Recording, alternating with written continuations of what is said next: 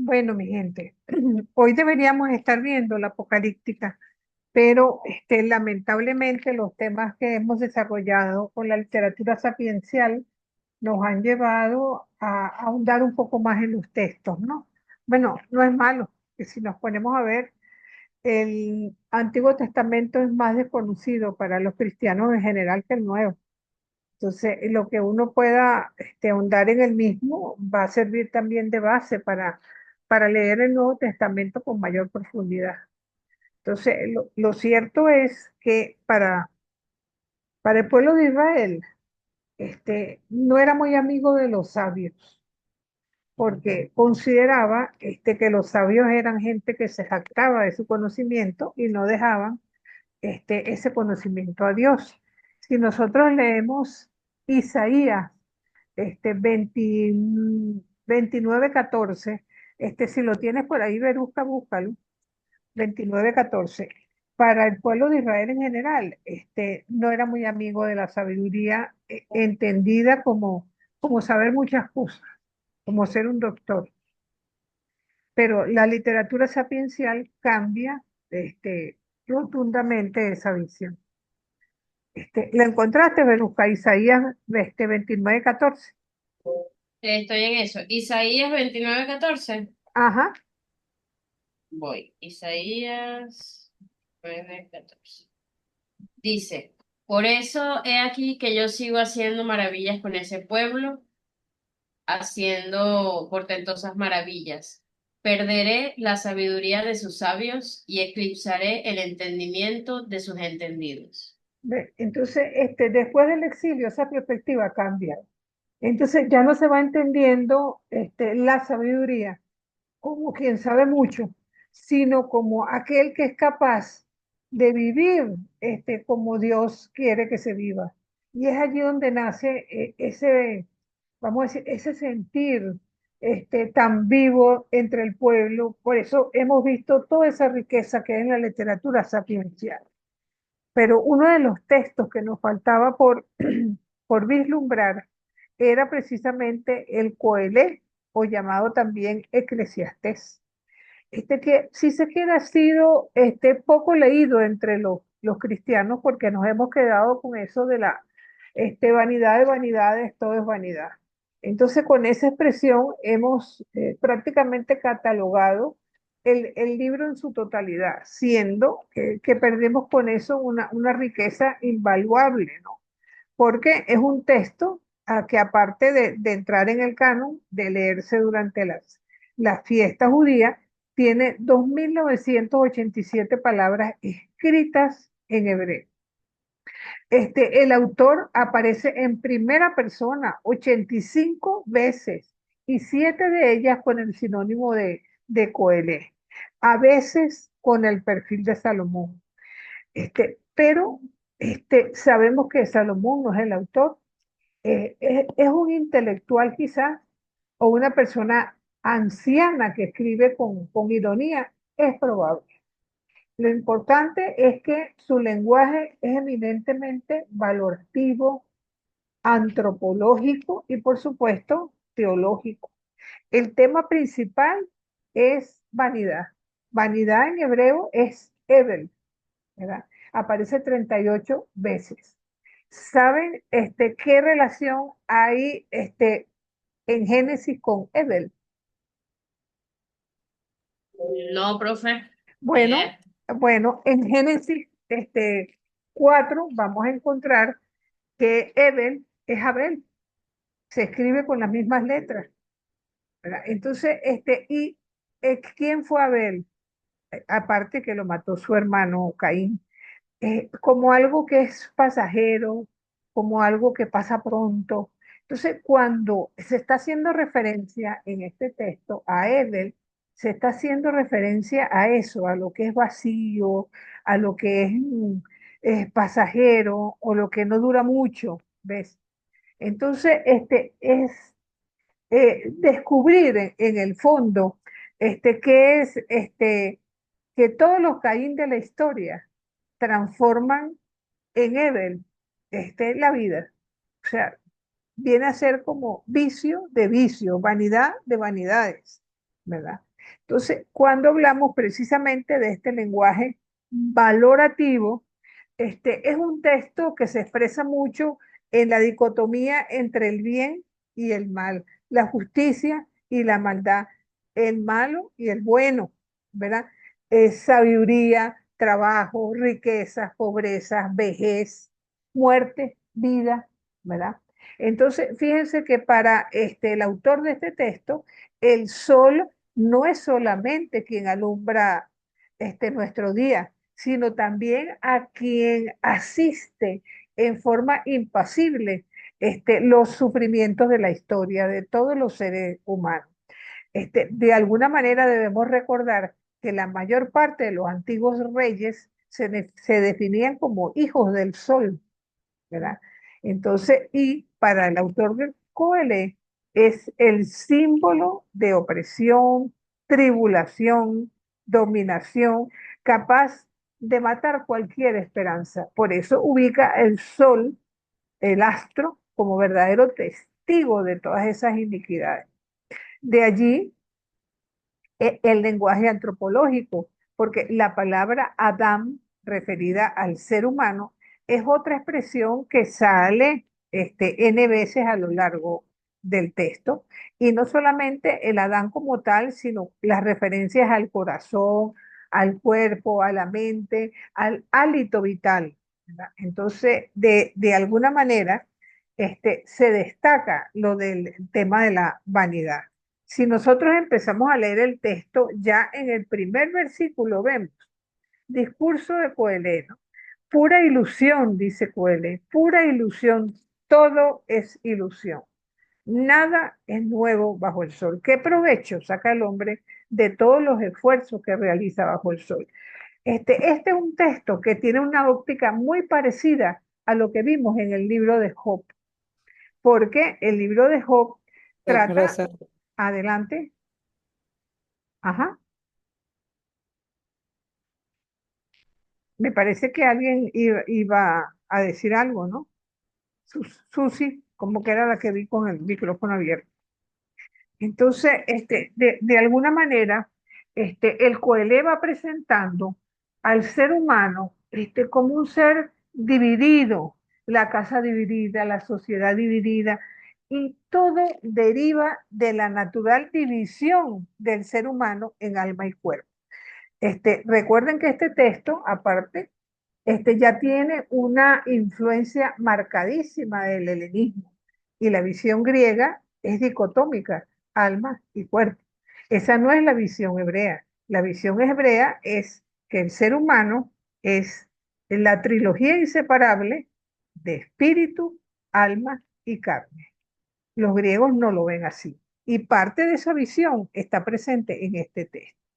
Entonces, ¿por qué? Porque para el autor de Coelho, el alma tiene que dominar el cuerpo, el hombre tiene que dominar a la mujer, el corazón o la mente tiene que dominar las pasiones, ¿verdad? Los sabios tienen que gobernar a los brutos, los patrones a los esclavos, los aristócratas a los plebeyos, la ciudad al campo. Entonces, ante esta en realidad, el autor hace una crítica, ¿no? Porque dice, caramba, tanto que se esfuerzan en tener poder y al final no se van a morir igual que el que no tiene poder, tanto que se afanan en alcanzar logros, en tener riqueza y al final nadie ha visto un entierro donde atrás vaya la caja fuerte. Entonces, todo eso, de alguna manera, lo evidencia este texto. Es un texto de paso en apariencia misógino, ¿verdad? Porque hace una valoración bastante negativa en algunas expresiones de la mujer, pero también lo hace de la muerte como el destino de los mortales, ¿verdad? Fíjense que la palabra Adán, de la que le había hecho referencia, aparece 49 veces en el texto y en 48 veces se refiere al ser humano, mientras que en una sola vez se refiere al sentido de varón. Y ese varón lo vamos a encontrar en 7:28. Ay, 7:28. Ajá, mira. Estuve buscando sin encontrar. He logrado encontrar un hombre entre mil, pero entre todas esas no encontré a una mujer. ¿Qué les parece? Un poco esto para los muchachos, para Rafael, para, para Luis, para todos los que decían que la semana pasada tuvimos un toque femenino, ¿no? En esta clase. Esta vez como que vamos de la misma forma. Y es sencillamente como una respuesta a lo que se está viendo, porque la situación de la mujer era, en ese momento se estaba viendo de esa.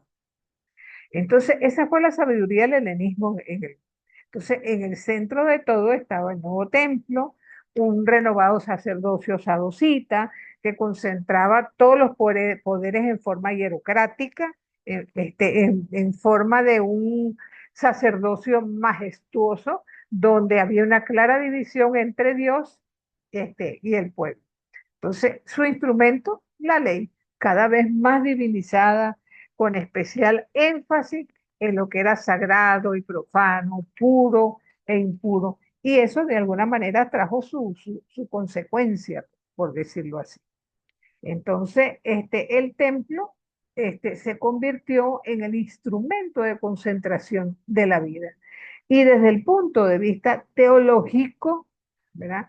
Podemos decir que el Dios del mundo helénico, del mundo griego, este, así como el del mundo judío, de alguna manera se va presentando con esta óptica como algo etéreo, como que si Dios fuera sencillamente un espectador en la historia de la humanidad, ¿verdad? Y la única acción salvífica que puede hacer el ser humano es tratar de retribuir el bien con bien y el mal con mal. La ley de Dios es la misma ley del rey, o mejor dicho, en este caso, del sacerdote, ¿verdad? Y como novedad, también más de 40 veces aparece la palabra Dios como Elohim, donde sencillamente vamos a ver también que además de la influencia griega, hay una influencia marcadamente persa. ¿Ya? En cuanto a la división del texto, como pueden ver en pantalla, hay un prólogo, ese que habla de que no hay nada nuevo bajo el sol, y una primera parte que vamos a llevar entre 1:12 a 5, a 6:9, perdón, donde prácticamente dicen que Dios es el que mueve los hilos de la historia y que el hombre no puede hacer otra cosa más que lo que está marcado prácticamente de antemano, ¿verdad? Entonces, ¿cuál es la actitud que tiene que tener el ser humano? Una actitud de respeto hacia todo aquello que es. En la segunda parte, el énfasis es que nada depende de uno, todo depende de Dios, todo depende de lo externo y no precisamente de la persona. Y después, culmina con un epílogo donde se hace una serie de consejos parecidos a los proverbios, sobre todo a los jóvenes, para que aprovechen la vida con sabiduría, no estén esperando la ancianidad cuando ya se van a ir. Y termina con una conclusión que parece más bien una obra de editores de un texto convencional. Entonces, tenemos con este texto, ¿verdad? Ajá, que el Coelho, de alguna manera, se va a presentar como un hombre, no tanto como Job, que busque la razón del sufrimiento, ¿no? Sino que yo diría que escribe en forma muy cínica y muy irónica, ¿verdad? Acerca de o sea, como cuando nosotros decimos, bueno, hoy estás arriba, pero mañana puede ser que estés abajo, ¿no? La vacuidad del bienestar, del poder, del dinero, ¿entiendes? Y cómo, cuando la ves, la existencia, se nos ven cosas tan vacías, se nos olvida que igual nos vamos a morir. ¿Entiendes? Entonces, también hace una crítica al que se la pasa quejándose, que está completamente insatisfecho todo el tiempo, porque entonces tampoco vive, ¿verdad? Entonces, de alguna manera, presenta la visión de que las cosas buenas y malas que nos pasen en la vida tenemos que aceptarlas sencillamente porque son parte del devenir del ser humano. Entonces, de alguna manera, con esto, el autor está diciendo que el hombre, por una parte, muestra su miseria, pero por otra parte su grandeza. Así como puede ser capaz de llegar a situaciones intolerables e intolerantes, incluso creadas por él, puede llegar también a la grandeza de una vida como tiene que ser, sobre todo para aquel que es capaz de abandonarse al misterio de Dios. Entonces, básicamente en este texto vamos a encontrar una serie de premisas que son importantes, ¿verdad? Aparte de lo que ya dijimos acerca de la vanidad de la vida, de la manera en que muchas veces nos aferramos a cosas materiales y dejamos de lado lo que realmente es importante, vamos a encontrar también una seria crítica sobre diversos acontecimientos de la vida. Podemos leer algunos de los versículos que van entre 3:1 y 4:11, Verusca.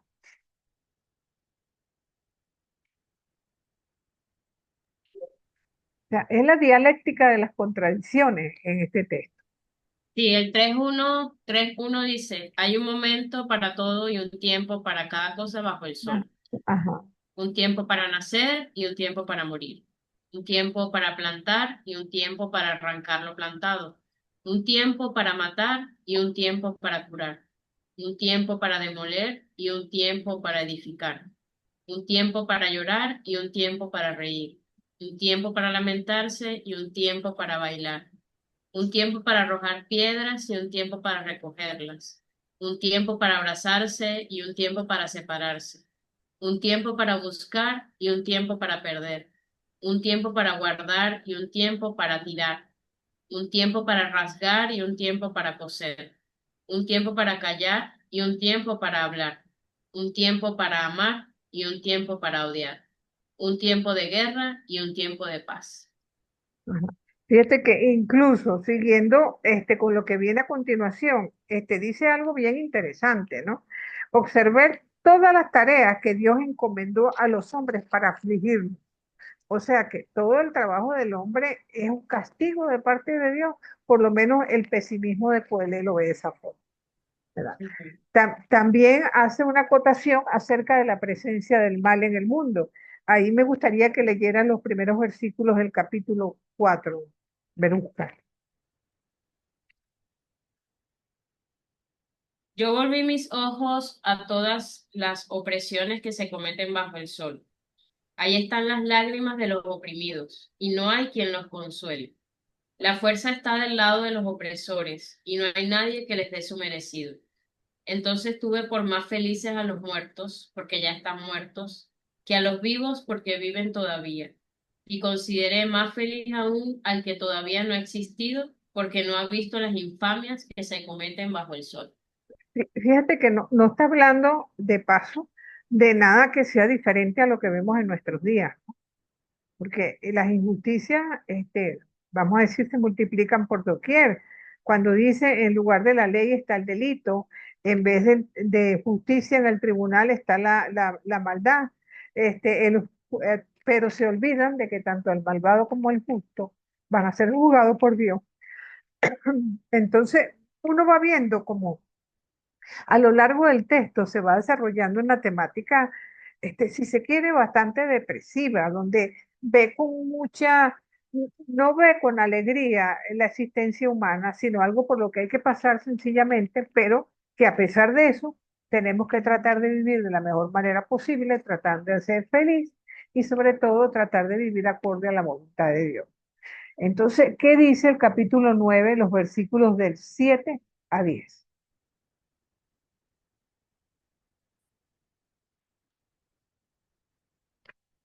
Ve entonces, come tu pan con alegría y bebe tranquilamente tu vino, porque a Dios ya le agradaron tus obras.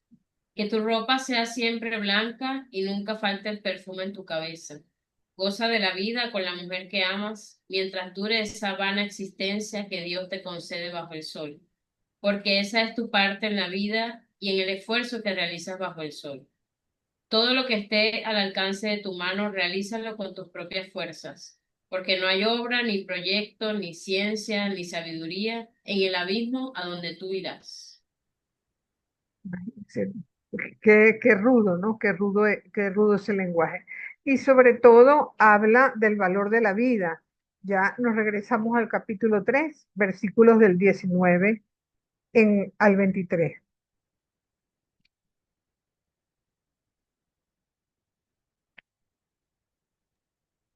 Porque los hombres y los animales tienen todos la misma suerte. Como mueren unos, mueren también los otros. Todos tienen el mismo aliento vital y el hombre no es superior a las bestias, porque todo es vanidad. Todos van hacia el mismo lugar, todo viene del polvo y todo retorna al polvo. ¿Quién sabe si el aliento del hombre sube hacia lo alto y si el aliento del animal baja a lo profundo de la tierra? Por eso yo vi que lo único bueno para el hombre es alegrarse de sus obras, ya que esta es su parte. ¿Quién en efecto lo llevará a ver lo que habrá después de él? Es algo como cuando uno le dicen, el que hace algo malo, lo paga en esta vida. El que trate de vivir su vida con sabiduría tiene que tratar de ser feliz, asumir su cruz y bueno, y seguir adelante con la fe puesta en Dios. Es un poco esta perspectiva, porque fíjense que él empieza el libro va hablando del ciclo de la vida y termina, ¿verdad? Hablando del día de la muerte y del final del ser humano. Ese es su principio y su fin en este tema. Entonces, quizás en el fondo es que Coelho sabe que la realidad de la vida es dura, ¿no? Y que no funcionan el honor y la buena fama a los ojos de Dios.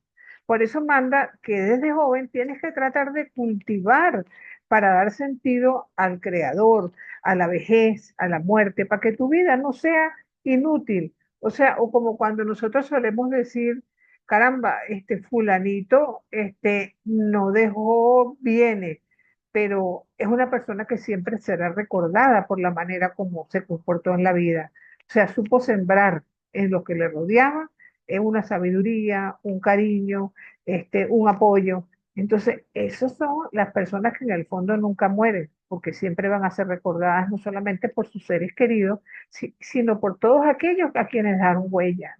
Y eso es lo que trata, o yo diría que si tuviéramos que resumir el QL, ese sería el resumen. Entonces, por supuesto, leyendo este libro nos quedan preguntas, ¿no? ¿Por qué? Porque Dios creó a un ser sediento de vivir, pero seguro de morir, con sed de infinito, pero consciente de sus limitaciones. Entonces, no será, como dice el COE, absurda la vida, aunque tenga sus buenos ratos. Las preguntas evidentemente son antropológicas. Por eso es que este texto es eminentemente antropológico. No sé si alguno de ustedes tenga algún comentario o una pregunta acerca de este texto, porque no deja de ser un texto fascinante.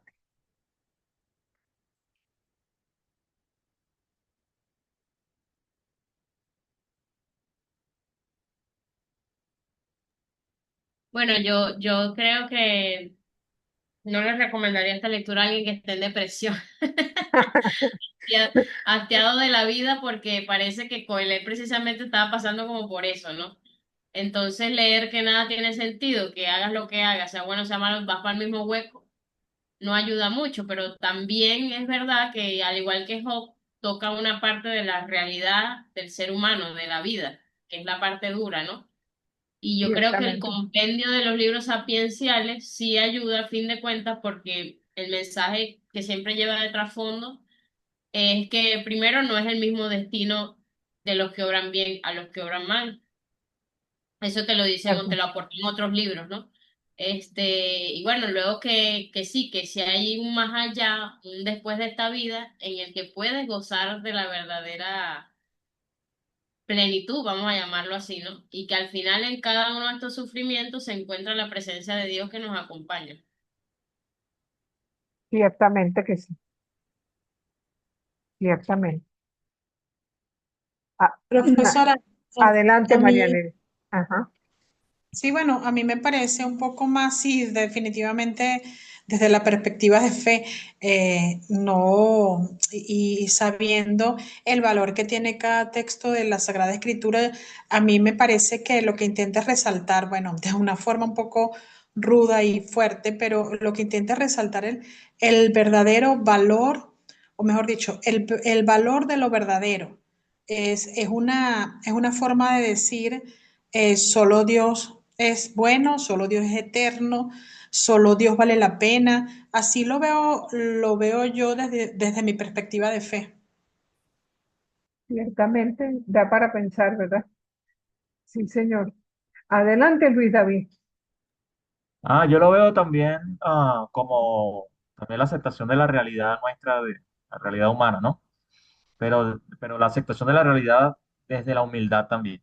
Entonces, bueno, ciertamente no es nada esperanzador, pero sí, digamos desde la dimensión de la humildad lo veo hasta esperanzador. Esperanzador en el sentido que nosotros lleguemos a esa conciencia de asumir la humildad.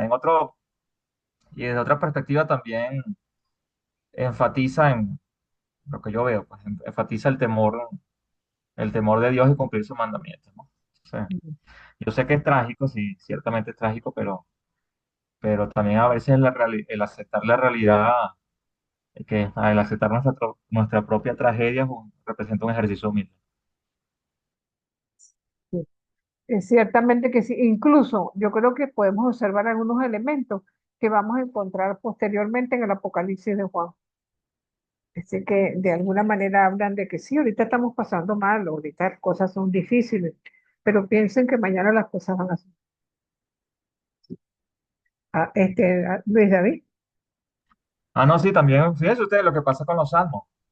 Los Ah, salmos son tan dicotómicos, o sea, en un momento son salmos de alabanza, en otro momento son salmos de lamento, en otros momentos son salmos de, de resiliencia, en otros momentos son salmos de entrega, de rendición. Entonces, también es justamente el sentimiento del pueblo, ¿no? Y bueno, esos sentimientos encontrados, pero en definitiva sentimientos, porque todos somos humanos y bueno, somos frágiles ante eso, ¿no?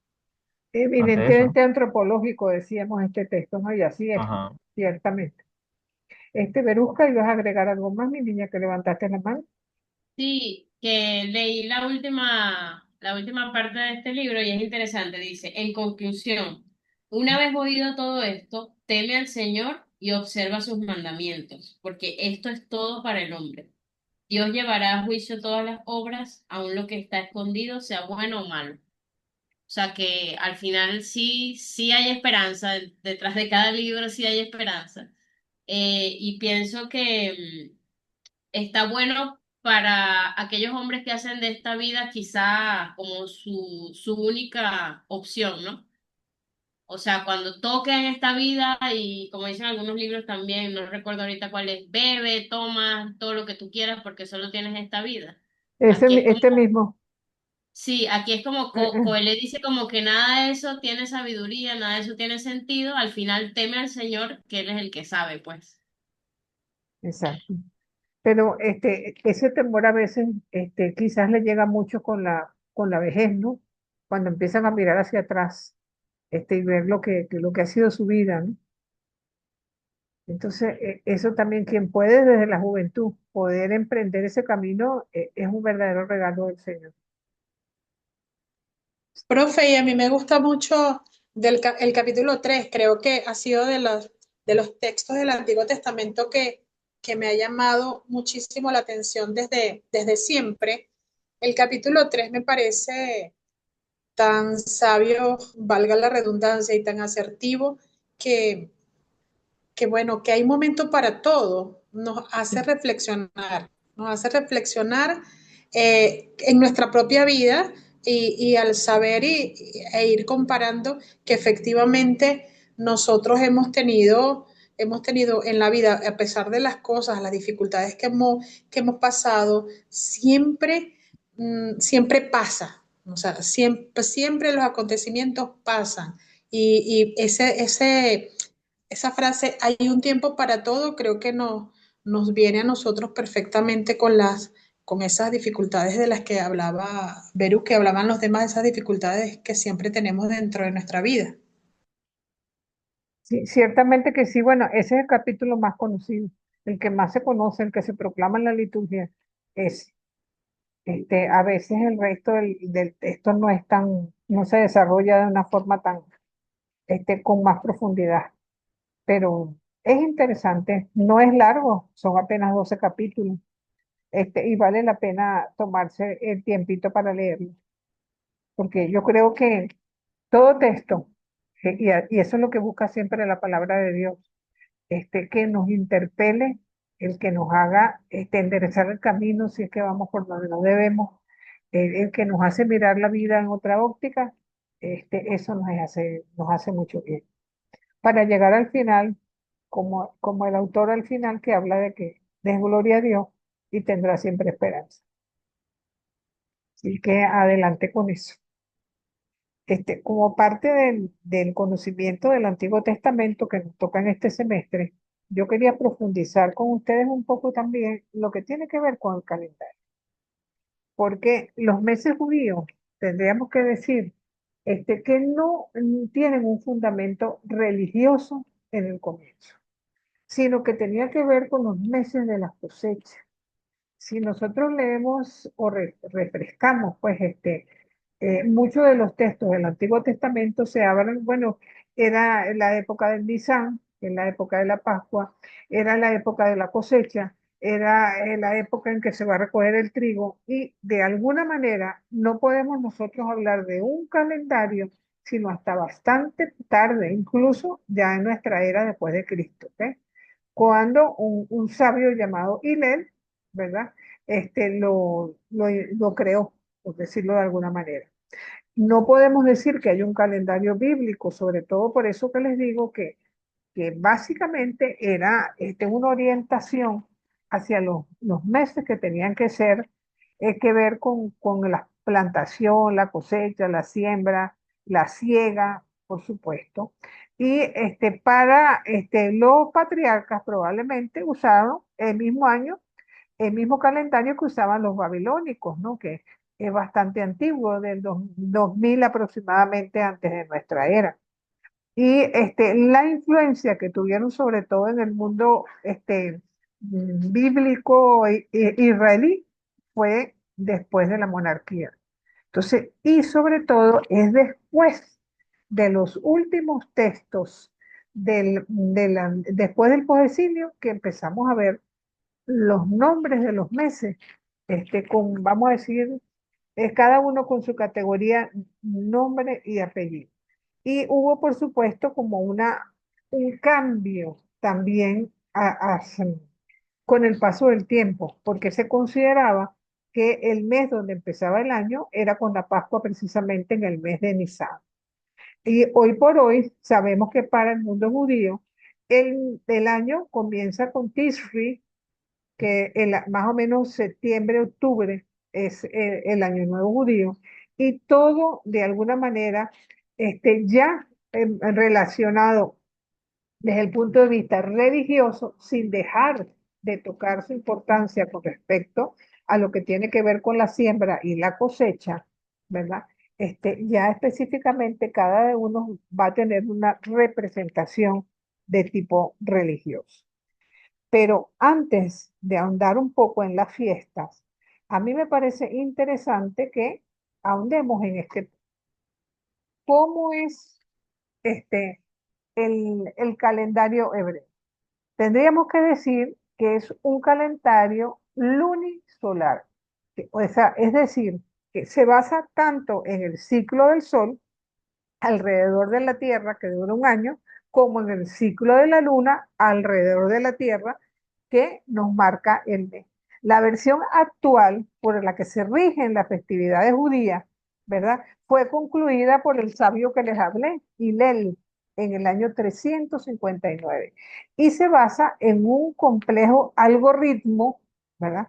Que permite predecir cuáles son las fechas de la luna nueva, así como las distintas estaciones del año, basándose en cálculos matemáticos exactos.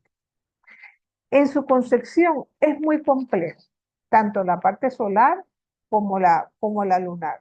Y se asemeja al chino, si se quiere, sin que se sepa que haya tenido alguna influencia el uno sobre el otro.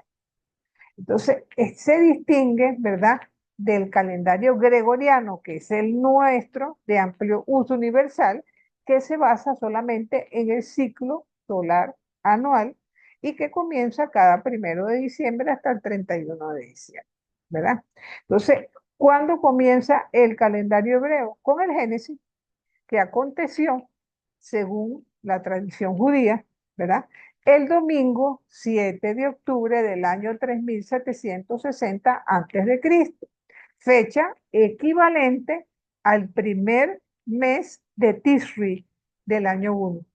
De esta manera, el calendario gregoriano, ¿verdad?, 2025, equivale al año 5785, ¿verdad?, que comenzó en el atardecer del 29 de septiembre del año 24, ¿verdad? Y finalizará probablemente a mediados de septiembre de este año. Entonces, eso en línea general. Ahora, ¿cómo es el día hebreo? Comienza con el ocaso y culmina con el siguiente ocaso. Ustedes recuerdan que cuando muere nuestro Señor Jesucristo, al día siguiente muere viernes, al día siguiente comenzaba no solamente el sábado, sino estaba en Pascua de Pascua. Entonces, se apuran José de Arimatea y los discípulos de Jesús por bajarlo de la cruz, porque si le daban las 6 de la tarde, allí en la cruz, tenían que dejarlo hasta las 6 de la tarde del día siguiente. No lo podían tocar, porque para ellos el día comienza a las 6 de la tarde hasta las 6 de la tarde del día siguiente. Tanto es así que si nosotros nos fijamos en Génesis 1, cuando se habla de los días de la creación, entonces cada vez que se hace la obra creadora, cada día fue la tarde y fue la mañana, día primero, y fue la tarde, día mañana, día primero. Entonces se va de alguna manera estableciendo, ¿verdad?, la necesidad de ir contando los días de esa forma, ¿verdad? Entonces, la costumbre, ¿verdad?, comienza en el crepúsculo, ¿verdad? Entonces, y lo dice con la celebración del Kipur. El día 10º del 7º mes será día de la expiación, será para ustedes día de descanso y ayunarán el día 9 por la tarde, de tarde a tarde van a guardar descanso. Eso lo encontramos en el Levítico. Eso es con respecto al día judío. Pero ¿qué podemos nosotros decir de la semana? Sabemos que ellos manejan un ciclo semanal de 7 días que se basan en los 6 días de la creación, según relata Génesis 1. Entonces, pero para esta semana ellos combinan, ¿verdad? O mejor dicho, en términos generales, el calendario sabe combinar el ciclo solar con el ciclo lunar y se complementa, ¿verdad? Los días de la semana, que como bien les acabo de decir, tiene que ver con los días de la creación. Entonces, para ellos, en hebreo, el 7º día, que es el Sabbat, es el día del descanso que se ha establecido para, bueno, en la mayor parte de las lenguas, el sábado se pronuncia parecido en las distintas lenguas, ¿no? Y que de alguna manera para ellos, la semana culmina el sábado, no como en nuestro mundo occidental que culmina el domingo y la semana laboral comienza el lunes. Ahora, la santidad del sábado, ¿verdad?, que es considerada la más importante de las celebraciones judías, solamente superada por el Yom Kippur, ¿verdad?, llamado sábado de sábados, impone una serie de ajustes al calendario hebreo que debe adaptarse a las necesidades derivadas, ¿verdad?, del sábado en primer lugar y de alguna manera que no coincida con otras fiestas judías. Entonces, para ello es necesario tratar de establecer un equilibrio porque los sábados está prohibido hacer ningún tipo de trabajo, cometer ciertos excesos y cualquier actividad está expresamente prohibida. Entonces a ellos les conviene cuadrar de tal forma de que ninguna fiesta importante vaya a coincidir y quebrar, digamos, la sacralidad del sábado, ¿verdad? Entonces, ¿qué pasa? Por ejemplo, las reglas del calendario hebreo estipulan que en ningún caso el primer día del Rosh Hashanah es el primer día del año, ¿verdad? Podrá coincidir ni con un domingo, ni con un miércoles, ni con un viernes. Eso lo encontramos una referencia en números 10:10. Y es sencillamente porque en ese caso estaría coincidiendo y quebrándose la sacralidad del sábado. Y entonces, ¿qué podemos entonces nosotros agregar a esto, no? Entonces, vamos a encontrar que para tratar de compensar esta regla, existen como tres tipos de años en el mundo judío: el año faltante, el año normal y el año completo. Es un poquito complicado el asunto, pero veamos primero el mes. Como ustedes saben, al igual que nosotros, tenemos 2, 4, 6, 8, 10 y 12 meses. Entonces, pero los meses judíos, a diferencia del nuestro, que dura la mayoría 30, excepción de febrero con 28, excepto el año bisiesto y alguno que otro mes con 31, ellos tienen meses de 29 y de 30 días, porque el mes se basa en el ciclo que cumple la luna al circunscribir por completo el planeta Tierra. Es decir, pasar por la luna nueva, cuarto creciente, plenilunio y cuarto menguante. Entonces, ¿eso dura cuánto? 29 días y medio.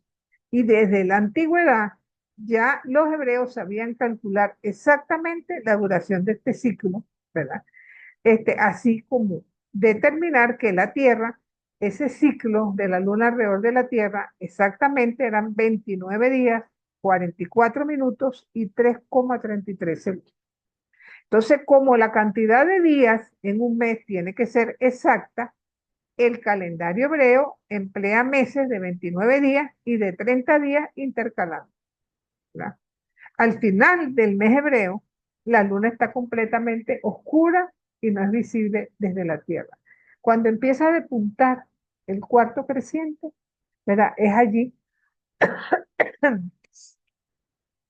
cuando se marca el inicio del mes hebreo. Entonces, con el plenilunio, ¿verdad? Se sabe que estamos completamente a la mitad del mes cuando está la luna llena completamente y a partir de allí vuelve a menguar nuevamente hasta que desaparece. Ahora, una cosa bien curiosa es que los nombres de los meses hebreos fueron concedidos en la época del cautiverio de Babilonia, no desde el comienzo. Cuando nosotros leemos los primeros textos, el Éxodo, Números, nunca va a aparecer el nombre del mes, sino el mes 12, el mes 4, van a ser de alguna manera concebidos de esa forma. En el Pentateuco, por supuesto, se menciona Nisan como el primer mes del año, lo que habíamos complementado por ser el mes de la Pascua y que marca el camino de la liberación de Israel de Egipto, ¿verdad?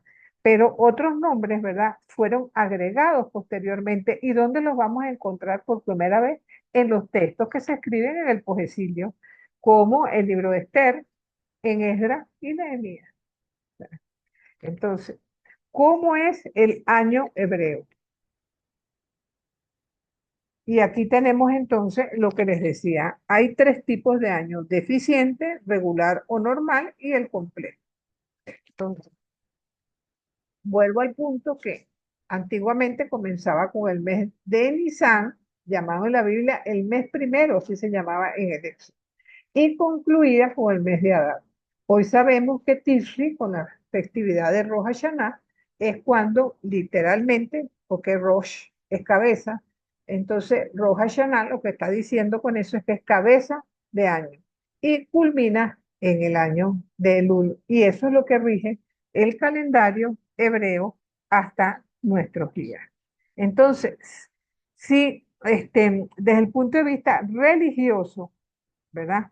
Cuenta con 4 cabezas de año. O sea, la primera es Nisan, ¿verdad? Porque recuerda la salida de Egipto. La segunda es Elul, que es para la cuenta del diezmo del ganado. Después Tishri, el principio del año, y después Shabbat, ¿verdad? El año nuevo de los árboles. Entonces, en esto del año eficiente, regular y completo, ellos establecen el año bisiesto para ellos, le llaman también año preñado o año de embolismal, así le dice. Entonces, y sería un año que va a tener 13 meses. ¿Ve? Entonces, ¿cómo manejan eso ellos? Al tener 13 meses. Entonces, sería que va a iniciarse un nuevo mes de 30 días llamado Adar Alfa o Adar, de alguna manera, ¿verdad? Aleph, Adar Aleph, está buscando el nombre de la en hebreo. Va a haber entonces 2 meses seguidos, entonces que van a ir marcando, ¿verdad? Eso se desarrolló en el siglo sexto, creo, o cuatro antes de Cristo, y decidió que tenía que agregarse un mes más, ¿verdad? Cada 3 años de un ciclo de 8. Un poco lo que hacemos nosotros en el mundo occidental, para completar los días, cada 4 años le agregamos un día al mes de febrero. Entonces, ya sabemos que el autor de todo este procedimiento, que por demás es complejísimo, no es sencillo entenderlo con facilidad, porque aparentemente cuadra de tal forma matemáticamente que no hay ningún desfase y todo cuadra, y sobre todo haciendo la combinación de que el mes o el ciclo lunar y el ciclo solar se cumplen completamente. Nosotros en el mundo occidental tenemos un ciclo solar y los musulmanes un ciclo eminentemente lunar. Los hebreos son los únicos que combinan ambos ciclos. Entonces, de alguna manera, una de las cosas que ya afectan al mundo cristiano, por decirlo así, ¿verdad? Entonces, los mecanismos de embolismo aceptaron a las primeras comunidades cristianas en los primeros siglos. Y en el concilio de Nicea, celebrado en el 325, por cierto, vamos a cumplir 1600 años, 1500 años del concilio de Nicea. Entonces, se tuvo la iglesia la necesidad de averiguar con exactitud cuál era la fecha de la Pascua judía. Y entonces se estipuló que el primer día de la Pascua cristiana, el domingo de Pascua o de resurrección, se celebrara el primer domingo después de la luna llena, inmediatamente después del equinoccio de primavera. Por eso es que estas son fiestas cambiantes que siguen teniendo relación con las cosechas y con los astros. ¿Ok? Entonces, cabe destacar que cuando se trató de independizar el calendario litúrgico cristiano del hebreo, perdió flexibilidad y equilibrio, lo que terminó causando que con el correr de los años, ¿verdad? La Pascua se fue corriendo de tal forma que hubo ocasiones en que se celebró en invierno, de fase que tuvo que ser corregido, ¿verdad? Al cabo de un milenio por el Papa Gregorio 13 con el calendario gregoriano. Y es así cuando se celebra, como les digo, el primer día de la Pascua cristiana corresponde al primer domingo de la luna llena después del equinoccio de primavera. Entonces, un poco, esta es la situación que nosotros encontramos cuando contemplamos lo del año judío. Ahora, esto nos trae a la fiesta judía. Recordemos que la mayor parte de la fiesta judía, vuelvo otra vez con la idea de que tiene que ver precisamente con las cosechas, tiene su representatividad en el mundo cristiano. Por ejemplo, la fiesta del Pésar o de la Pascua, que nosotros la vamos a encontrar en textos como el Levítico o Éxodo, es recordada en la primera de Corintios 5 a partir del versículo 7, porque ¿cuál es el símbolo de la Pascua? Tanto la judía como la cristiana, la sangre. Para ellos un recordatorio de la salida de Egipto. Para nosotros un recordatorio de la sangrienta muerte de Jesús en la cruz. ¿Verdad? Esto se celebra en el mes de Nisan. ¿Verdad? También entonces en el mismo mes de Nisan se celebra la fiesta de los panes sin levadura, Hag Matzah, también mencionado en el libro del Éxodo y recordado en la primera de Corintios capítulo 5. ¿Por qué? Porque recordemos que cuando ellos se fueron sin siquiera dejando los hornos prendidos, no tenían pan. Y entonces una semana comiendo pan sin levadura, eso se llama Matzah, les sirvió para recordar cómo Dios los había salvado, pero de qué manera también ellos tuvieron que salir apresurados. En el mismo mes de Nisan también vamos a tener la fiesta de las primicias. La cotación la encontramos en Levítico 23. Y el símbolo es la representación de la primera gavilla en la siega. Recordemos el texto de Ruth que dice relación con esta fiesta. Después tenemos la fiesta de la semana, Shavuot o Pentecostés. Los judíos celebran, al igual que nosotros, 50 días después de la Pascua, vamos a celebrar Pentecostés. Ya no es en el mes de Nisan, sino en el mes de Shivan, ¿verdad? Eso está presente en Levítico, está presente en Deuteronomio, y para el mundo judío celebra la ley de Moisés dada en el monte Sinaí. Para nosotros, el nacimiento de la iglesia y la venida del Espíritu Santo. Ajá. También tenemos Rosh Hashanah, cabeza de año, la fiesta de las trompetas, en el mes de Tishri, el primer día del mes de Tishri, es la celebración del año nuevo judío. El símbolo es el shofar, el, el cuerno ese de carnero que suenan para tratar de recordar el comienzo del año nuevo civil. Y es un tiempo de recogido, de recogimiento, perdón, de unión familiar, de alguna manera de un nuevo comienzo. La fiesta de las trompetas en el mundo cristiano representa la segunda venida de Cristo. A los 7 días, también en el mes de Tisri, después del año nuevo, tenemos la fiesta más grande judía que es el Yom Kippur, el día de la expiación, presente en Levítico e incluso se hace mención en el texto de Isaías. Recordemos que para nosotros la confesión, la reconciliación es la oportunidad de poner nosotros en remojo nuestra culpa, confesarlas al sacerdote y ser perdonados. El mundo judío utiliza solo este día para pedir este perdón a Dios. Y era la costumbre que el sumo sacerdote utilizaba un carnero, un cabrío, un macho cabrío, y simbólicamente lo echaba al desierto para representar que con él iban todos los pecados de la población, pues de toda la gente. Es el día más sagrado del año. Después tenemos la fiesta de Sukkot o de los tabernáculos, también en este mes de Tishri, también presente en textos como Levítico y algunos textos proféticos como Zacarías, también está en el texto de Nehemías.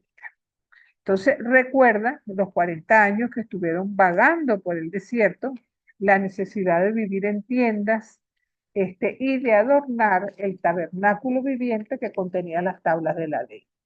Es también conocido como la fiesta de las cosechas, ¿verdad? Y consiste en 7 días, de los cuales el sábado es el primer día, se celebra toda una semana y hoy por hoy las familias acostumbran, incluso los que viven en apartamentos, a hacer una pequeña tienda de campaña y la familia durante esa semana recuerda dicha experiencia. Entonces, después al octavo día se hace una gran fiesta, ¿no? Tenemos también Hanukkah, la fiesta de la dedicación en el mes de Kisli. Eso corresponde a nuestra Navidad, presente en el texto de Daniel, y sobre todo va a conmemorar la dedicación del templo de Jerusalén en el año 165 a.C. Recordemos que en la época de los griegos, Seleucida, Antíoco IV Epifanes, profanó dicho templo. Y de alguna manera, una fiesta bastante hermosa, porque ellos acostumbran a utilizar un candelabro de 8 brazos, ¿verdad? Para representar cada uno de los 8 días, mientras que hay uno central que es el testigo. Y es a partir de ese testigo que cada día se va encendiendo cada una de las luces hasta el octavo día. Es también un recordatorio de aquellos momentos en los que, pasando por situaciones de resistencia, no tenían suficiente aceite para los 8 días y ellos siempre consideraron el milagro de poder alcanzar los 8 días con el aceite. Un poco lo que le pasó a la viuda de Sarepta o la tsunamita, pues, con el profeta Elías y Eliseo, que todo parecía que se iba a terminar y pareciera que más bien los bienes se multiplicaban. Esta es una festividad que los judíos acostumbran a colocar en las ventanas de sus casas para que todo el que pase por allí reciba esa luz, porque para ellos la luz de Dios no puede encerrarse para un pequeño grupo, sino que tiene que ser repartida para todos. Es una celebración muy, pero muy bonita. Y finalmente tenemos la celebración de los Purim, que es equivalente a nuestro carnaval, ¿verdad? Y sería la que encontramos en el libro de Esther. Conmemora precisamente lo que ocurrió entre ella cuando fue reina, que se casó con el rey Asuero y que denunció una conspiración que prometía acabar con todos los judíos. Y de alguna manera es una celebración en agradecimiento por la acción de Esther y la fidelidad de Dios para el pueblo.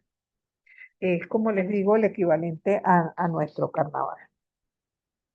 Entonces, como una especie de resumen entre las fiestas judías, que para nosotros son las fiestas bíblicas, hay unas fiestas que son de primavera y otras de otoño. Las de primavera, que está la Pascua, tenemos la muerte de Jesús, las primicias marcan la resurrección, Pentecostés, la venida del Espíritu Santo, los panes sin levaduras, la sepultura de Jesús, mientras que las fiestas de otoño, trompetas, el rapto de la iglesia, la segunda venida, y los tabernáculos de alguna manera marcan el milenio. Para nosotros están cumplidas históricamente durante la primera venida de Jesús. Estamos en tránsito con la iglesia y se espera que las fiestas de otoño en el mundo cristiano sean cumplidas durante la segunda venida de Jesús. Esto era un poco el resumen, ¿verdad? De lo que nosotros vamos a encontrar en el Antiguo Testamento. Antes de empezar con temas generales, hay un tema que todavía tenemos que tocar, que es la apocalíptica en el Antiguo Testamento. Pero yo no sé y quisiera consultar a ustedes, esta clase nos debería quedar todavía media hora. Empezamos con la apocalíptica, ¿están de acuerdo? De hecho, la apocalipsis tendríamos que haberla dado hoy, pero no se pudo dar porque teníamos todo esto pendiente, ¿no? Por Entonces, mí sí, profe, comenzamos de Sí, una vez. profe, hágala. bueno, De Sí, acuerdo, profe. profe. Sí, entonces profe. vamos a Señora. darle, vamos a darle entonces. Déjenme.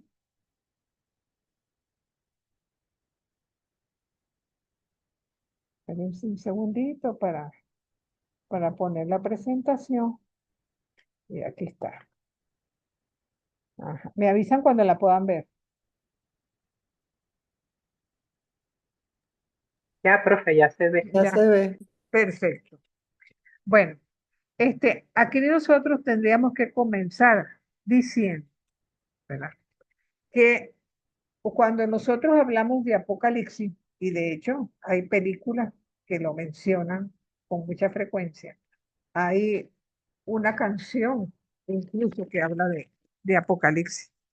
Entonces, todo lo que nos viene a la mente, fin de mundo, de una manera desastrosa, un final fatal, que va a ser o por obra humana, dado todos los desastres que hemos hecho con la naturaleza, o sencillamente porque Dios finalmente pierde la paciencia y dice, no, el mundo llega hasta aquí. Eso es lo que de una u otra forma nos viene a la mente. Pero ustedes sabían que la palabra apocalipsis quiere decir revelación y que no tiene nada que ver con ninguna situación desastrosa, ni desanimada, ni de ninguna manera nos habla a favor de algo terrible, sino todo lo contrario. Trata de ser un texto de esperanza en un momento en que no la hay. De hecho, hay dos expresiones que se parecen muchísimo. Cuando se habla de apocalíptico y de escatológico. Y mucha gente confunde lo uno con lo otro. Pero cuando nosotros hablamos de apocalíptico, estamos hablando del presente en función del futuro. El presente no es bonito, el presente se nos presenta con mucha oscuridad, pero nos abrimos al futuro que nos marca una etapa de esperanza y de poder alcanzar la Jerusalén celestial. En tanto que lo escatológico, ajá, mira el futuro en función del presente, es lo contrario de la apocalíptica visto así. Porque para nosotros todo lo que es escatológico tiene que ver con el otro mundo, con la salvación, con realidades para nosotros como son infierno, purgatorio, cielo, perdón, misericordia, todo eso que de alguna manera se enmarca en lo que sería para nosotros la vida definitiva. Porque aquí, ay, santísimo, ¿qué pasó aquí? Disculpen un segundo, a ver si recupero esto. Ay, Dios.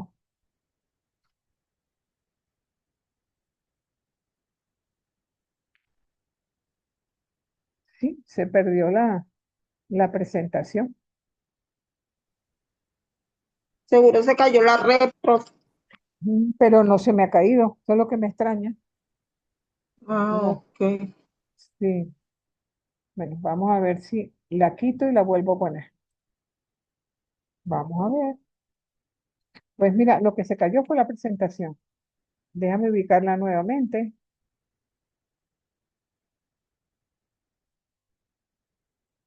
Aquí estamos. Bueno, el caso es, ¿verdad? Que cuando nosotros vamos a la expresión en griego, podríamos decir que está constituida como por dos elementos. Apo, que significa quitar, y calipto, que significa esconder. Si sumamos ambas expresiones, quitamos para esconder, pero ¿para qué? Para develar. ¿Ok? Porque el Apocalipsis de alguna manera nos muestra un camino que parece como un poquito enredado, ¿verdad? Entonces, más bien, habría que decir que es un poquito enredado por la ignorancia que mucha gente no tiene acerca de este problema. Para la mayoría de la gente, vamos a decir que Apocalipsis es muerte, abandono, presión, fanatismo, drogas, guerra, esclavitud, hambre, analfabetismo. Para el escritor bíblico no es así. Para el escritor bíblico va a utilizar una serie de expresiones, ¿verdad? Que marcan, si se quiere, la oportunidad de ver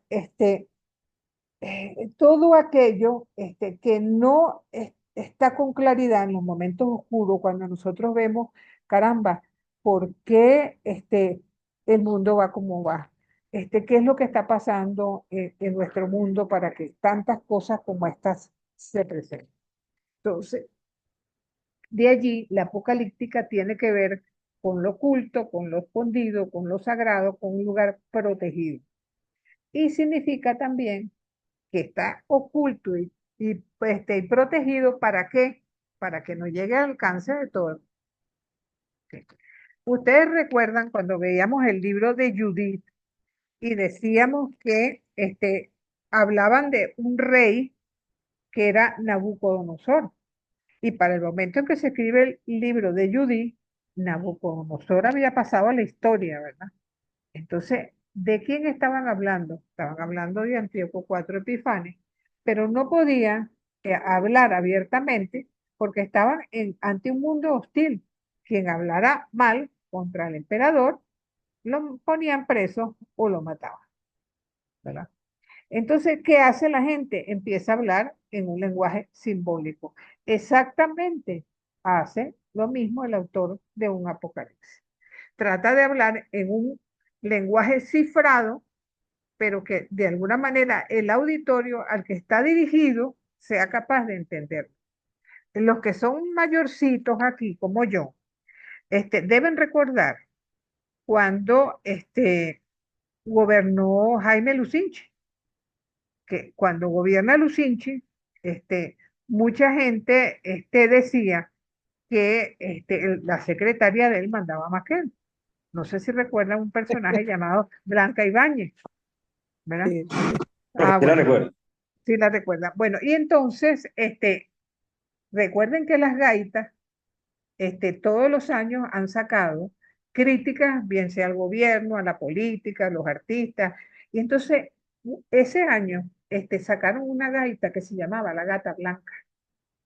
Y entonces todo el mundo sabía que estaban hablando de Blanca Ibáñez, pero al mismo tiempo, en un lenguaje tan, vamos a decir, tan escondido, tan cubierto, que directamente no podían decir que estaban haciendo referencia a ella, aunque todo el mundo sabía que sí, ¿verdad? Entonces, un poco el lenguaje apocalíptico trata sobre todo de hablar de situaciones bien puntuales, ¿verdad? En las que las cosas no están bien, pero vamos a tratar de que no todo el mundo comprenda lo que se está diciendo. Y la mejor manera de llevar adelante eso es simplemente llevándolo a un público, un auditorio, como somos el mundo judío, ¿verdad? En el que prácticamente lo que se quiere hacer o resaltar es que ese público entienda la situación. Eso pasa tanto en el Antiguo Testamento, cuyo primera, vamos a decir, su primer representante es el libro de Daniel, como en el Nuevo Testamento, donde sabemos claramente que el Apocalipsis de Juan es el que está llevando la palabra. Entonces, ¿por qué decimos eso? Porque cuando se habla en lenguaje apocalíptico se utilizan muchos elementos simbólicos de la historia de Israel. Los ángeles, las trompetas, las plagas, o sea, situaciones que son conocidas por quien lee el texto, pero que sin embargo pudieran pasar como una novela hasta absurda, este, en el momento en que es leída por otras personas que desconocen. Es más, en el Apocalipsis de Juan se dice que hay 180 elementos tomados del Éxodo. O sea que estaríamos hablando de la apocalíptica, algo así como una reflexión del Éxodo para el Imperio Romano, que es contra quien se está dirigiendo prácticamente la crítica, ¿no? Entonces, ¿en qué momento nace el Apocalipsis? porque muchos pensamos que el Apocalipsis está circunscrito al Nuevo Testamento, pero no es así. El Apocalipsis nace en esta época, en el Imperio Persa, cuando se construye el segundo templo a la vuelta del exilio de Babilonia y por supuesto con la influencia del Imperio griego por encima de todas las cosas. Entonces, el Apocalipsis nace en momentos de persecución, pero sobre todo en situaciones de caos, de exclusión, de opresión permanente. El Apocalipsis transmite una espiritualidad de resistencia y orienta a la organización de un mundo alternativo. Entonces, es un libro liberador y lleno de esperanza. ¿Por qué necesitaba el pueblo una liberación en este momento? Recordemos lo que hemos comentado en otras ocasiones, cómo a raíz de la vuelta del exilio nace una sociedad gobernada por sacerdotes en un momento en que no van a tener más rey, pero todo se convierte en una situación de exclusión donde los que quedaron ¿cómo se llama? En Judea les quitan sus tierras, los dejan de lado, los acusan de pecadores, de impuros, tienen que estar pagando constantemente impuestos al templo. Y en esta situación, caramba, la gente está viviendo en momentos de una crisis terrible, ¿no? Y si bien representa un movimiento importantísimo en los orígenes del cristianismo, caramba, no podemos olvidar que hunde sus raíces precisamente en estos momentos en que están naciendo grandes dificultades en el pueblo de Israel. Entonces, quizás podríamos decir incluso que el olvido del Apocalipsis hizo posible a lo largo de que la iglesia cristiana al final se integrara al sistema imperial dominante y la construcción de un cristianismo autoritario, sobre todo después de Constantino, cuando en sus primeros momentos nació precisamente de la exclusión. Entonces, la escatología del Apocalipsis se fundamenta en tiempo presente, no está orientada a la segunda venida de Cristo, está orientada a que Jesús está presente ahora en la comunidad y en el mundo, tal como dijo durante el epílogo del Evangelio de Mateo: yo estaré con ustedes hasta el fin del mundo. Entonces, el Apocalipsis además es un libro histórico completamente, un libro histórico, ¿verdad? Que nace en un momento, como les digo, muy difícil. Y prácticamente su utopía se realiza más allá de la historia presente y se orienta a un pensamiento completamente diferente. Entonces, por eso ese proceso que les estoy hablando de descubrimiento y encubrimiento se va dando de a poco en este texto, ¿verdad? Entonces, por otra parte, tendríamos que buscar ciertas claves históricas y es la siguiente. Hay como una evolución en la historia del pueblo de Israel, desde la literatura profética a la literatura apocalíptica. Y ojo, se parecen, ¿ok? Porque podríamos decir que de alguna manera la literatura profética está emparentada con la apocalíptica, pero veamos un poco de dónde viene eso. La profética se desarrolla normalmente en un mundo organizado, dentro del cual el profeta proclama la palabra de Dios y ese profeta puede ir al pueblo, puede ir al rey, puede ir al sacerdote, pero en un mundo que aparentemente hay cierta armonía, cierta tranquilidad y cierta paz. Pero, por el contrario, la apocalíptica nace cuando el mundo organizado ha sido destruido o hay exclusión dentro del mundo organizado y se es arrojado al caos de la marginalidad. Antes del exilio, tenemos un pueblo que tiene tierra, que tiene una monarquía, que tiene una clase dirigente, escriba, funcionario, existe una capital, un templo, que es la base religiosa del pueblo, ¿verdad? Pero entonces el profeta actúa dentro del mundo existente. El apocalíptico condena al mundo existente y anuncia la construcción de un mundo nuevo. Esto se entiende con mucha claridad porque la apocalíptica trata de reconstruir el plan de Dios en la conciencia. ¿Y para eso qué hace? Primero utiliza la pseudonimia, utiliza a un seudónimo para atribuir a prestigiosos y lejanos antepasados la autoría. Por eso no hablan del Imperio Romano, ¿ok? Ellos no hablan del Imperio Romano, hablan de Babilonia. Cuando Babilonia hace rato, ese dijo, "Bueno, esos tipos están locos hablando de Babilonia, desde que Babilonia se desapareció, ¿verdad?". Entonces, como ese es un conocimiento que se transmite a través de símbolos, los que lo reciben, los que lo leen, tienen que saber reconocer ese contenido. En un momento en que se considera que ya los profetas dejaron de existir. Entonces, para la apocalíptica, el mal domina en el mundo a causa de muchos que no son capaces de ver el amor de Dios y persiguen a los que sí lo ven. Entonces, los visionarios contemplan por adelantado el aspecto consolador. Entonces, para clarificar un poco, ¿verdad? Vamos a decir que entre la profecía y la apocalíptica, un poco lo que cambia es la perspectiva de cada uno de ellos. Y de qué manera nosotros vamos estableciendo esa visión. Bueno, vamos a poner un ejemplo de lo que pasa en América en 1492 con la historia de nuestro continente, ¿verdad? Sabemos que se da una destrucción de los pueblos indígenas, una destrucción económica, política, cultural y religiosa. En este contexto, ¿verdad?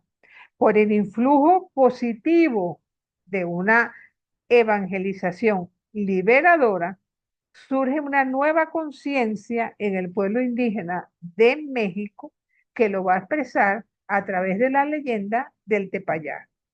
Este relato es apocalíptico, ¿ok?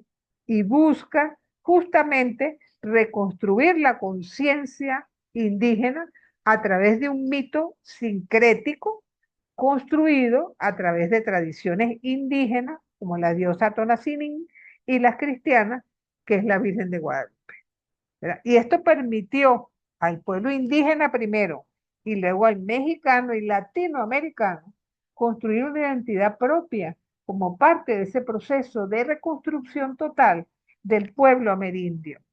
Pero junto, ¿verdad?, con ese relato indígena apocalíptico, nos encontramos desde la profecía a un fray Bartolomé de las Casas, profeta, por el hecho de que siendo español y siendo obispo y actuando dentro del sistema, aparece como una respuesta profética, tratando de defender ese caos creado y dentro del sistema ofrece una respuesta.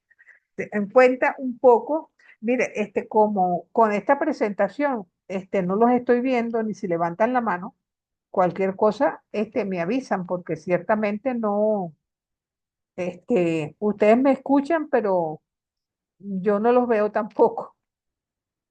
Entonces, si tienen alguna pregunta o algún comentario, no duden en interrumpir. Entonces, ¿qué es lo que pasa con la apocalíptica después del exilio? Que nace, si se quiere, un movimiento de reforma con una escatología y un mundo simbólico apocalíptico que va a tener dos tendencias contrapuestas. Una dominante, sacerdotal, inspirada en la escatología apocalíptica de Ezequiel, conducida por el grupo de sacerdotes sadoquitas. ¿Su programa cuál es? Reconstruir el pueblo a través de la reconstrucción del culto, de la ley, del templo, del sábado. Los capítulos que van del 40 al 48 de Ezequiel nos muestran estas premisas. Y con los profetas Ageo y el primer Zacarías, el movimiento crea un universo simbólico propio contrapuesto al mundo imperial, persa. Pero ese movimiento pierde su dimensión escatológica y se transforma en un movimiento de control de la comunidad. Eso lo vemos con Esdras, con Nehemías y Crónicas, que fueron de alguna manera, vamos a decir, los padres de la criatura.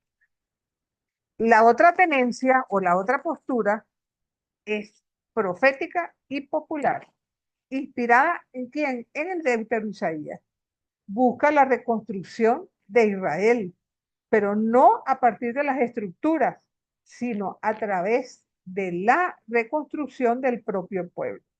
Se inspira en los capítulos 60 y 62 del libro de Isaías y se complementa con el tercer Isaías, ¿verdad?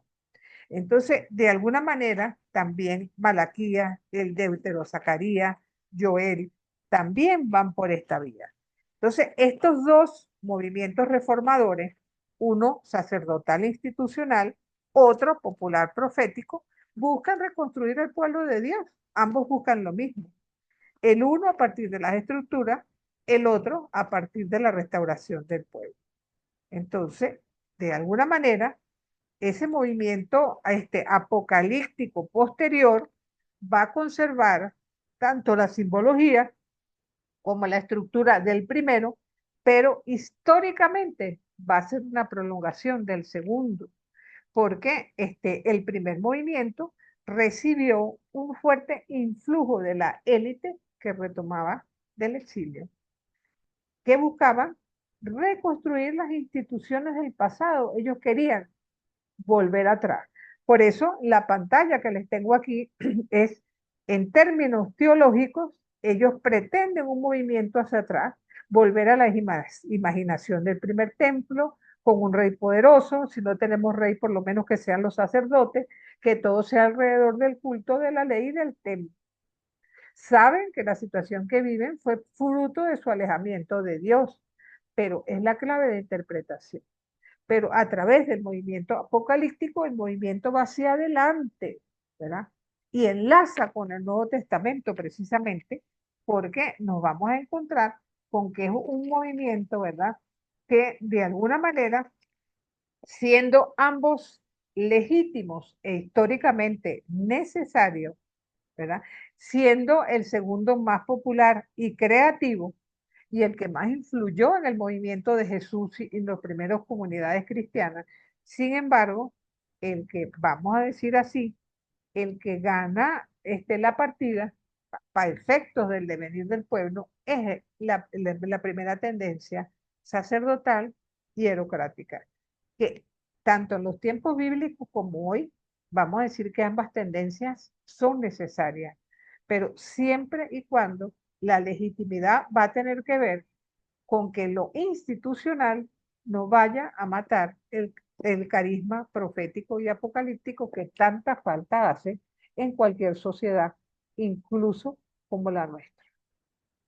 Entonces, tenemos también la certeza de que la apocalíptica fue iniciada por los profetas Isaías y Ezequiel desde el punto de vista bíblico, retomada por los profetas Joel y Zacarías, y evidentemente fue consolidada por Daniel, que además de tener un texto apocalíptico, también se le considera un profeta. Entonces, desde fuera del canon bíblico, vamos a tener a textos como vamos a ver si yo puedo poner esto más grande para que salga la pantalla completa. Yo creo que no. Yo creo que como que no me da. Vamos a ver. Que no quiero poner la torta y que entonces no vaya después entonces ni siquiera a ver nada. Ah, quizás si lo pongo más pequeño, vamos a ver. Ajá. Ahí sí, ¿verdad? Profe, no se está viendo proyección de usted. En ningún momento. No, ¿Y por qué? No, ¿Y hace por qué? rato. ¿Y por qué no me dijeron, Dios mío? Desde que estoy yo con esta presentación y les voy señalando en la medida, y en esta presentación tal cosa, y en esta presentación esto. No, profe, pero nada más ahorita en lo último. En este caso concreto, Sí, sí, sí, sí, sí. la que dice apocalíptica, ¿la ven? La estábamos viendo al principio y luego después usted dejó de compartir y ya no, ahorita lo último, último ya no se vio. Y ahora tampoco, No, eh, no se ve. Bueno, mira, entonces vamos a hacer una cosa, dado que son las 5:50. Yo termino esto la semana que viene para poder entonces ponerle las presentaciones como debe ser. No me faltan muchas, ¿verdad? No me faltan muchas, pero tampoco quiero que no las vayan a ver de cualquier forma. Si les parece bien, ay, Dios mío, vamos a ver si puedo hacer, ya va.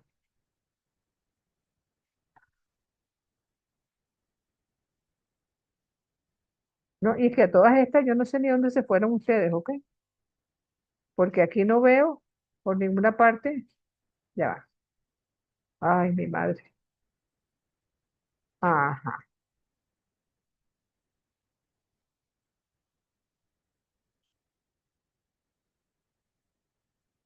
ujú.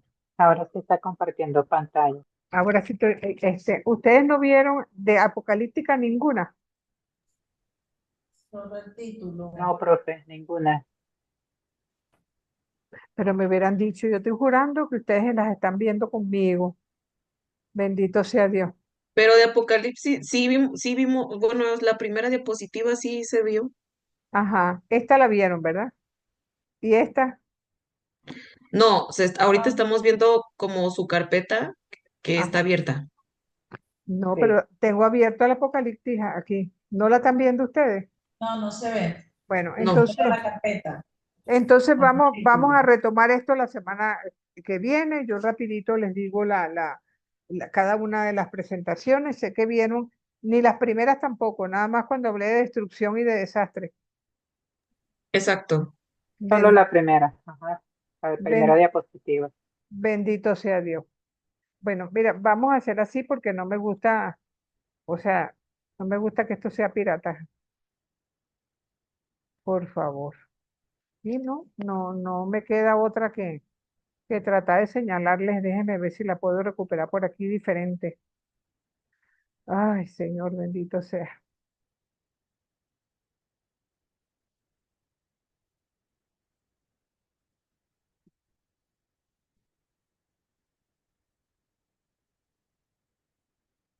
A ver si consigo una apocalíptica que no sea.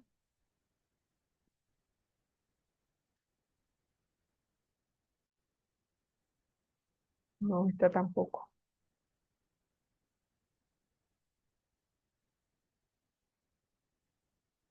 Es que yo creo que es el tipo de presentación que yo se las puse así para tener la oportunidad de. Ay, Dios mío. Devuélvete todo para atrás y vuélvemelo a hacer. Déjame pasar otra vez. Ah, sí, no me llega, no me llega la Ojecidio, apocalíptica, no la tengo en una presentación que les sirva a ustedes para verla en su totalidad.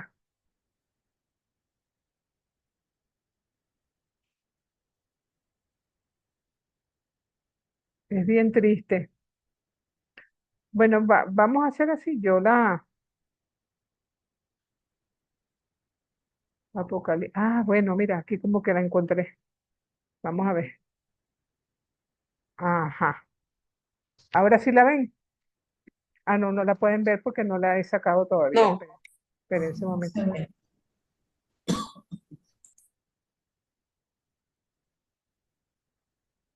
No, Ajá, aún no se ve nada, profe. ya va. Me disculpan esas y las que falten, Dios mío.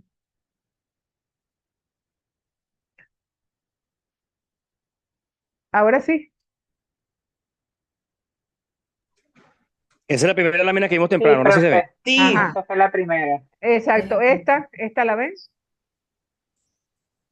como que se está cargando. Ya, Sí, Ajá. ahorita. Ajá. ¿Esta la ven? ¿La vieron? Pero fíjense Sí, que ya en también. esta las palabras en griego y en hebreo no me salen, pero bueno, no importa. Ajá, estas Eso tampoco ya no ya habíamos no. visto eso. Ah, No, bueno.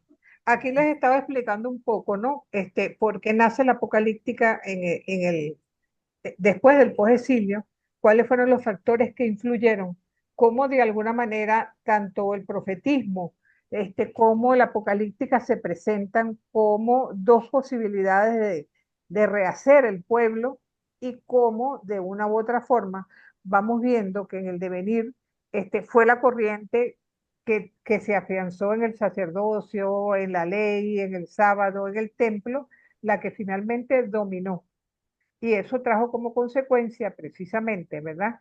Que eso estaba vivito, digamos que en el tiempo de Jesús. Sin embargo, la apocalíptica que nace en esta etapa, viene a marcar una tendencia importante en los evangelios, incluso en el discurso de Jesús, en la forma de Jesús expresarse y en el cristianismo primitivo. Entonces, les decía que la apocalíptica se expresa siempre con un seudónimo.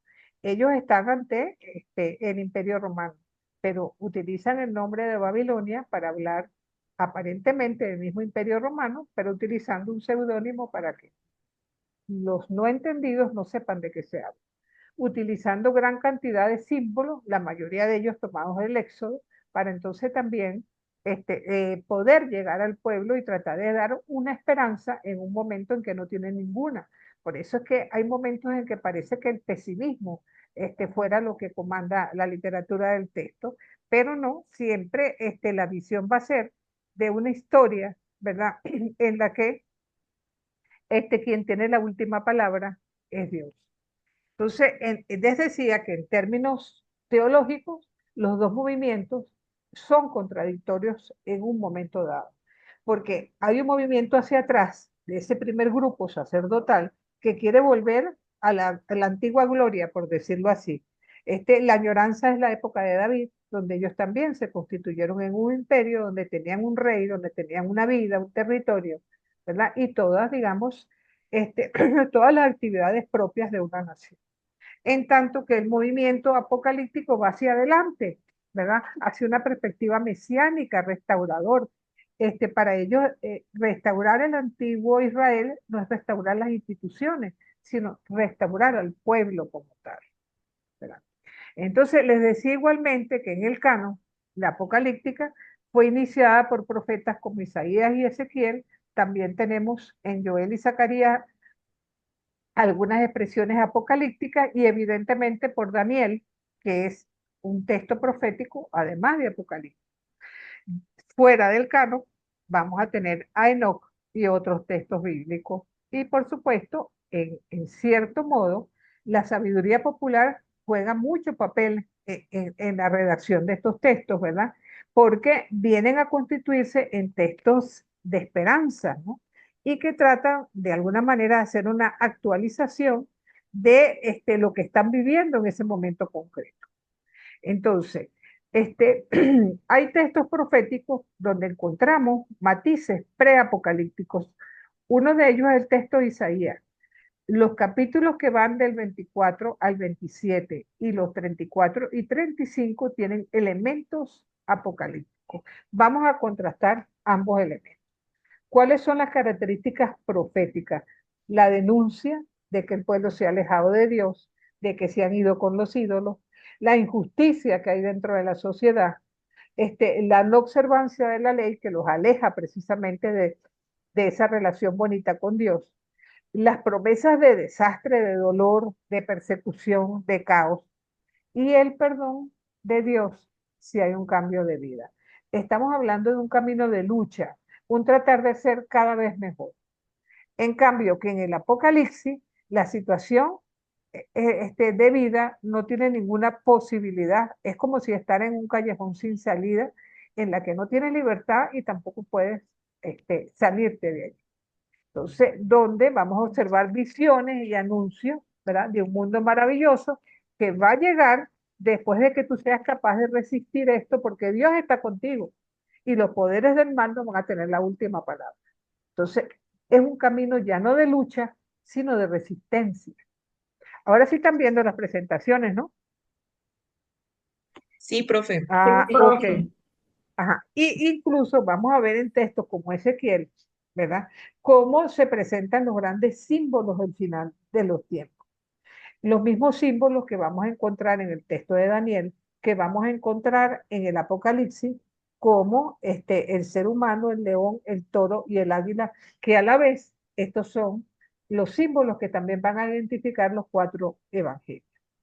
Entonces, comenzando el capítulo primero de Ezequiel, vemos esa tendencia a una visión apocalíptica. Sabemos que al final, después del capítulo 40, ya Ezequiel tiene un cambio de pensamiento, posiblemente por la influencia del exilio en su vida, ¿verdad? Y sobre todo, como la venida de un ser celestial que va a jugar un papel mesiánico. Entonces, todo eso de alguna manera va siendo presentado por estos profetas.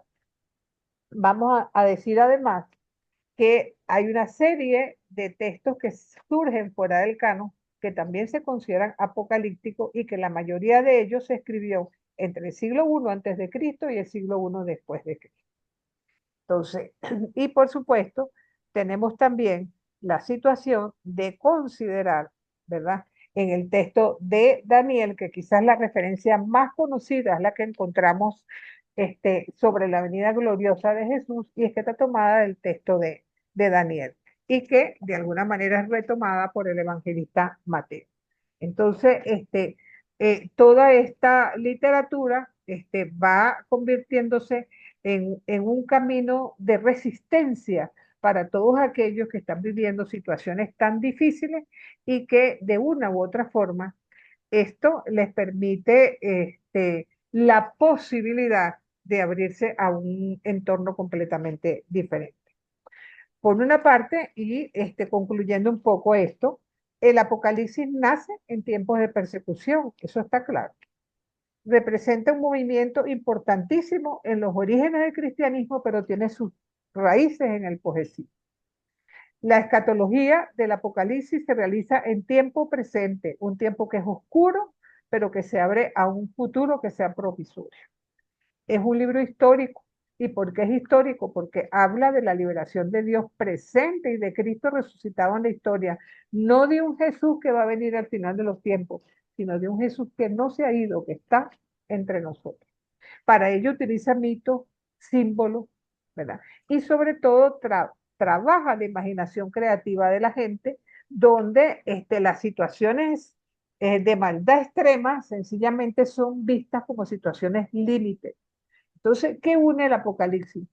Apocalíptica y profecía, política y praxis, catarsis y protesta. ¿Todo para qué? Para buscar una conciencia en el pueblo y buscar una transformación. Fíjense que una cosa interesante, y me estoy acordando por lo de las bienaventuranzas, el Apocalipsis de Juan es el libro más cristológico del Nuevo Testamento y tiene 7 bienaventuranzas. Imagínense un texto como este que la gente ve como un libro de terror, que tenga tanta esperanza y tantas ganas de que la gente sea capaz de mirarlo con una óptica definitivamente positiva, que es como nosotros tenemos que mirar. ¿Y qué es lo que buscamos al final? Lo mismo que estamos buscando nosotros como cristianos, un cielo nuevo y una tierra nueva donde reine la paz y la justicia. Si no puede ser en este mundo, tendremos que esperar escatológicamente nuestra, este, nuestra vida futura para poderlo vivir intensamente con una realidad concreta y esperanzadora. Entonces, el único inconveniente de haber terminado la apocalíptica es que se les pegaron dos foros juntos, porque tenían el tercero, que era un poco la vinculación de las fiestas judías con las fiestas cristianas, y un poco el papel de la apocalíptica en el Antiguo Testamento. Pero creo que tienen como hasta 15, 20 días para que puedan completar ambos. No dejen de hacerlo, hay gente que me debe foros y después de que pase mucho tiempo no se lo voy a considerar. Entonces, no sé si alguien quiere hacer algún Profe, comentario, pero tenemos como 5 minutos apenas. Ajá. Adelante, Marianelli. ¿O era Lilibela que estaba sí, hablando? solamente concretar si el foro se extendió o Sí, efectivamente es hasta ahora. no, no, no. El foro empieza hoy, pero se Profesora, extiende. ¿me escucha? Que sí Sí, sí. se extendió. El foro empieza hoy, pero se extiende a 15, 20 días más. No, no. Ahora es que falta. Sí. Y recordé que hay uno, el de la fiesta judía era Ajá. hasta hoy. ¿Está segura? Yo creo que lo puse hasta el 6 de junio. Hasta el 6 de junio lo puso, profe. Ah, Sí, ok. también lo vi Exacto. anoche. Se Sí, sí. extendió. Ah, así sí. Ese se Así sí. extendió. Bueno, perfecto. Este, Profe, disculpe, ajá. ese foro, vamos a solamente hasta ahora hacer lo que es las fiestas judías y las fiestas cristianas, como una comparación de dónde sale y dónde, o sea, porque Mira, unas son judías y otras cristianas. no tanto de dónde salen, porque acuérdate que esto no es tanto copiar y pegar, sino tu conclusión, pues tu conclusión al respecto. Va más que todo. Ok, está ¿Ok? bien. Sí, ahora sí Jacqueline, entendí. Gracias. Jacqueline, ¿querías decir algo? Sí, profe, yo le envié el foro, pero me sale evaluación. En el primero no me sale evaluación y en el otro sí tengo todas las evaluaciones menos del primero. Déjame ver aquí, Jacqueline. Bueno, mira, yo no tengo evaluación del tuyo primero, del segundo sí. Sí, yo se Pero, lo envié bueno, entonces, pero enviaste por el. por el que usted me dijo que se lo enviara por el... Entonces déjame buscarlo, ¿ok? Déjame buscarlo. Sí, Ok. ok. Susi, Sí, profe, yo no he hecho ninguno de los foros porque no he podido meterme y como no estoy en Venezuela, no he podido donde padre Néstor, que es el que me ayuda a mí con la computadora y no sé si habrá alguna forma que se lo pueda mandar los trabajos por email, por su email, bueno, como lo es que quiera. el problema de mandarlos por email, que no quedan registrados en el módulo, pero si no queda remedio, bueno, tendrá que ser así, pero ¿cómo se llama? Ya no tiene los dos primeros, no te me atrases con los que vienen, ¿ok? Y los otros dos me los mandas, ¿ok? Ok, ¿cómo sé cuáles son? Bueno, busca la página del módulo y aparecen todas las tareas, la fecha para cada semana, todo aparece allí, ¿ok? Lo que pasa es que no me puedo meter, ese es el Sí. problema. Está bien. Bueno, busca cualquier dificultad que tengas, alguno de tus compañeros o yo te podemos ayudar, pero trata de no atrasarte. ¿Ok? Bueno, mi gente, yo creo que no da tiempo para mayor comentario porque ya son las 6:04, a menos que alguien quiera hacer algún comentario rapidito, con mucho gusto.